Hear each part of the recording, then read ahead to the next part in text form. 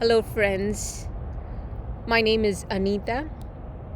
My pronouns are they, them, and I'm coming to you from traditional unceded land of the Ohlone people. And I'd actually like to show you where I'm seated right now.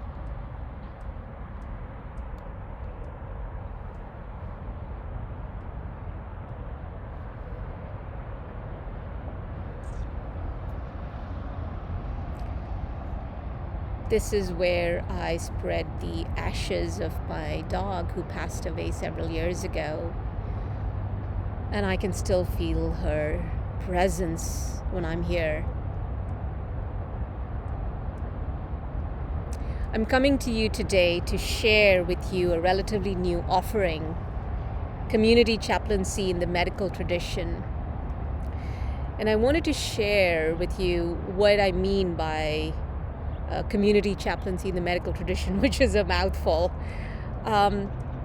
It's a path that I made up for myself about a little over 2 decades ago now, where I was being told by teachers that the path to liberation is philosophy and meditation. And I was very sure that for me, the path included a couple more things. One is my body.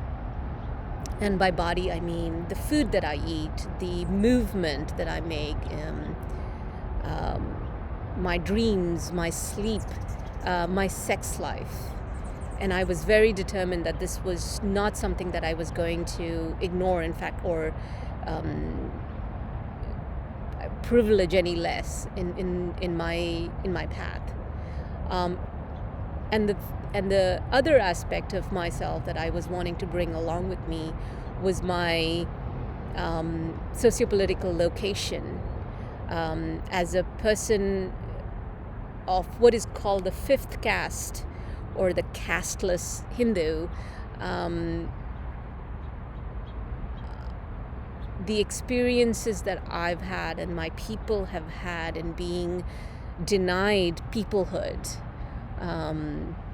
was something that I was not willing to set aside. And I knew that I wanted to bring that into my practice. I just wasn't sure how at the time.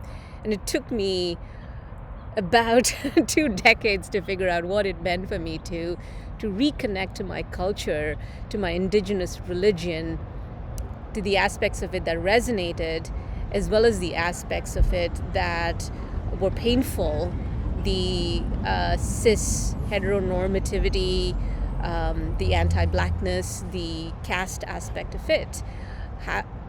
Reconnecting to my culture and religion while being aware of these very insidious aspects of it was a path that was an aspect of the path that was quite a journey in and of itself.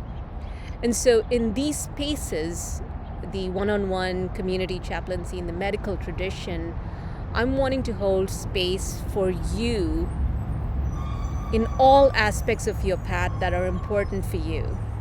And if it turns out that some aspects of your path and my path are similar, then I'm happy to share with you anything that my experience might help.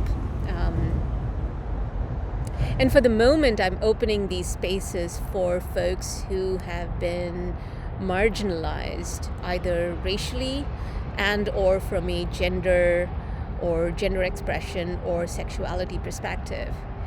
And the reason for this is that so many spaces, sometimes deliberately, but many times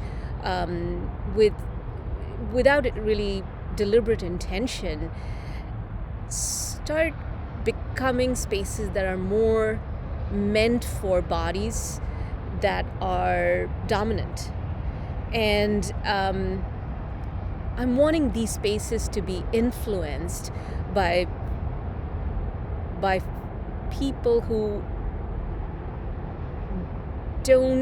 are marginalized and don't get the opportunity to be first, and hence modify the spaces, influence those spaces in a way that is more inclusive. And so I'm hoping that keeping these spaces for BIPOC and LGBTQ plus folks and or LGBTQ plus folks to begin with will allow these spaces to become more inclusive for all of us. So I hope I'll see some of you in these spaces, and keep well. Bye for now.